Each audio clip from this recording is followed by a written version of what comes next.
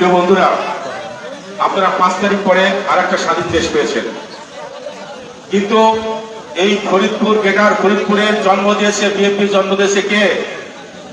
মুবাইদুর রহমান। মুবাইদুর রহমান ফরিদপুরে বিএনপি কে প্রতিষ্ঠিত করেছে।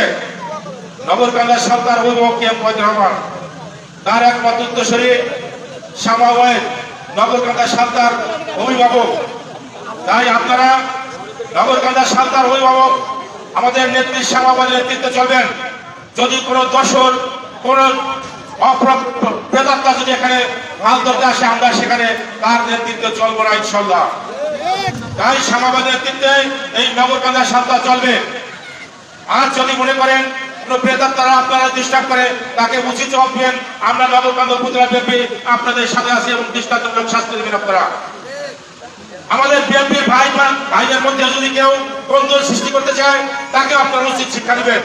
সামনে নির্বাচন, এই নির্বাচনে দেশের বেগম খালেদা জিয়া একদিন সভাপতি তারেক রহমানের নির্দেশে সারা বাংলাদেশ চলবে, নগরকান্দা সরকার চলবে একমাত্র উত্তরসূরি শামা ওয়াহিদের নির্দেশে।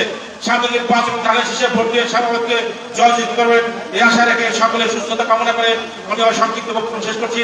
আল্লাহ হাফেজ, সকলকে ধন্যবাদ। বাংলাদেশ জিন্দাবাদ, শহীদ জামাল হোক, খালেদা জিন্দাবাদ, তারেক রহমান জিন্দাবাদ, শামা ওয়াহিদ জিন্দাবাদ, সকলকে ধন্যবাদ।